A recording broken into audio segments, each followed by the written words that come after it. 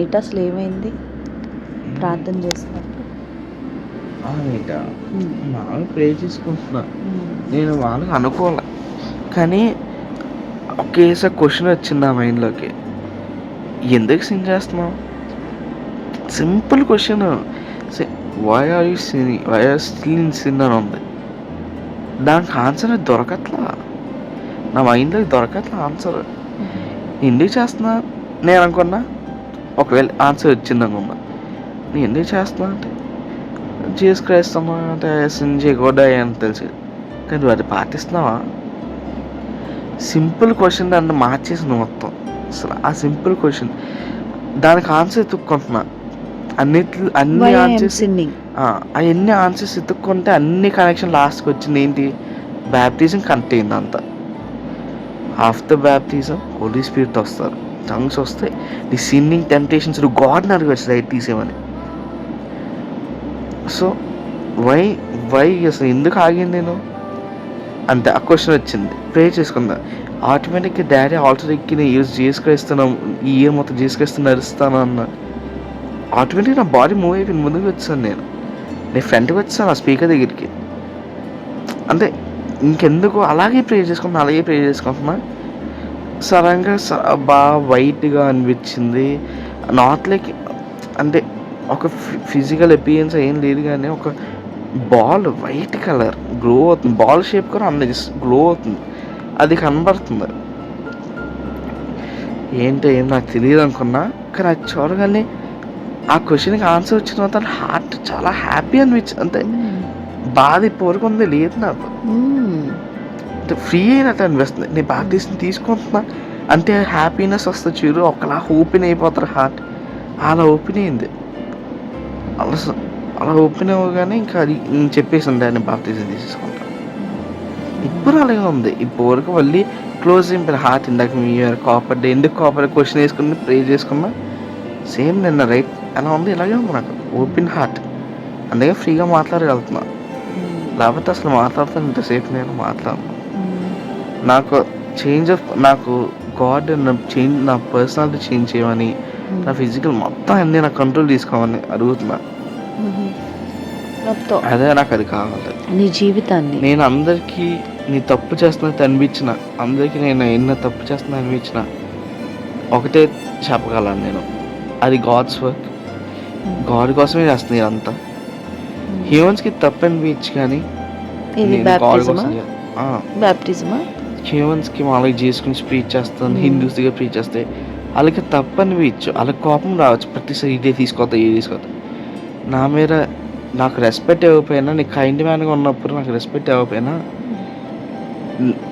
do not stop being kind to everyone, do not stop praying for everyone just because they are not respecting you or something else. Pray for them. Jesus Christ ఎంత 100% పర్ఫెక్ట్గా ఉన్నా ఆయనకి haters ఉన్నారు. ఆ టైంలో ఎంత పర్ఫెక్ట్గా ఉన్నా, ఎలా తీసుకున్నా పర్ఫెక్ట్గా ఉన్నా, ఇంకా కోపం హేటర్స్ ఉన్నారు. కానీ వాళ్ళు ఏం చేస్తారు, జీసస్ మళ్ళీ హేట్ చేశారు బ్యాక్, వాళ్ళ కోసం చనిపోయి వాళ్ళ కోసం ప్రే చేశారు అంతే. అలా మరి నీ పాపాలన్నీ ఒప్పుకున్నావా? బాప్తిజం ప్రేయర్ ముందల ఒప్పుకుంటా. అదే అడిగాను, ఇప్పుడు వర్క్ చేసిన పాపాలను క్లీన్ చేసేవాను అనుకుంటున్నాను, బాడీ కంట్రోల్ తీసుకుని అసలు నేను చేయకూడదు. ఇంకా నాకు టైం దొరకట్లా, మళ్ళీ రేపు ప్రేయర్ అంతా ఎక్కువసేపు ప్రేయర్ చేసుకునేవాడిని. ఇప్పుడు సడన్గా ప్రేయర్ ఎక్కువసేపు చేయగలను, కానీ ఎందుకులే కానీ అలానే ప్రేయర్ మధ్యలో ఆపేయలేదు, ఫుల్ఫిల్గానే చేసుకున్నా. ఆ టైం వేస్తే ఖచ్చితంగా ఉంటాను నేను. బాప్టిజం తీసుకున్నాక నీ హార్ట్ అంతా ఎలా ఉంది? హ్యాపీగా ఉంది. నాకు ఇప్పుడు తెలుస్తుంది ఏది తప్పు ఏది కరెక్ట్ అని. Praise God. అది తెలిసిపోతుంది. నేను ఫోన్ చూస్తుంటే ఏదైనా తప్పు వస్తుందా రాంగ్ కొట్టేసి నేను ఓన్లీ బయటికి వెళ్ళిపోయి ఆయన చూస్తున్నా, ప్రాఫిట్ ఆయన చూసిన ఆయన ఇన్స్టాగ్రామ్ పేజ్కి వెళ్ళి ఆయన చదువుతున్నా, ఆయన ఏ కోట్స్ ఉన్నాయి, బైబిల్ ఉన్నాయి, అవి చదువుతున్నా. ఇప్పుడు అవి చూసాను నేను స్క్రోలింగ్ చేసినా అది తప్పు చూడకుండా స్కాడ్ గురించి ఇతరుల ద్వారా నాకు తెలుస్తుందని. అలానే నేను మిమ్మల్ని అడగలేనని కాదు, కానీ నాకు పర్సనల్గా ఉండాలి కదా, నేను రీసెర్చ్ చేసుకోవాలి గాడ్ కోసం. సో అలాగే నాకు తెలుస్తుంది ఇప్పుడు ఏది తప్పు కాదు. మీతో కోప్పడ్డాను, అది తప్పు కాదు. మీదైతే చెప్పలేకపోయాను. సారీ ఇందాక అరిసినందుకు. నేను డెత్లో చాలా చిరాకు పడ్డా. సో అప్పుడు అనిపించింది ఎందుకు అన్నావు, ఎందుకు అనుకుంటున్నావు అలా. ఇంకోటి ఏంటంటే లేజినెస్సే అన్ని టెంప్టేషన్స్కి లీడ్ చేస్తుంది. లేజినెస్ నాకేమో లేజినెస్ వల్లే ఇవన్నీ వచ్చినాయని అప్పుడు తెలుసుకున్నా. ఎగ్జాక్ట్లీ. నేను ఎంత లేచి ఆపుకున్నా అంత ఆపేసుకుంటా. అందుకే నేను ఆపుకోలేను. అంటే human be cannot stop all these things. అదేగా బ్యాప్టిజం తీసుకున్నా. అందుకనే హోలీ స్పిరిట్ నా హార్ట్లోకి పంపితే నా బాడీ అందుకని కంట్రోల్ తీసుకున్నా. అప్పుడు నా ఆల్ దీస్ సిన్స్ క్లీన్ చేస్తారు జీసస్ క్రైస్ట్. చేశారు కూడా. హోలీ స్పిరిట్ నా బాడీ కంట్రోల్ తీసుకుంటారు. ఫాదర్ ని గైడ్ చేస్తారు. So work of heart. అసలు మనం ఏంటంటే అసలు ఎలా మనం అనలేము. అసలు మనం చెప్తున్నాగా నువ్వు బాప్టిజం తీసుకున్నా ఎంత సిన్ఫుల్గా లేకుండా ఉందని ట్రై చేసినా అవ్వదు. నీకు ఛాన్స్ లేదు. అది రియలైజ్ చేశాను. బట్ శాంక్టిఫికేషన్ ఉంది కదా నాన్న. శాంక్టిఫికేషన్ అంటే ఏంటంటే పరిశుద్ధపరచబడడం. ఇప్పుడు దావీదు ఏం చేశాడు, దేవుణ్ణి నమ్మాడు, కానీ మధ్యలో ఒక చిన్న బలహీనత వల్ల తప్పు చేశాడు. కానీ మరలా దేవుని పాదాల దగ్గరికి వెళ్ళి ఏడ్చి నన్ను కడుగయ్యా, నీ ఆత్మ నాకు దూరం చేయొద్దయ్యా అని అడిగాడు. అప్పుడు God sanctified him. That is called sanctification. That is a everyday process.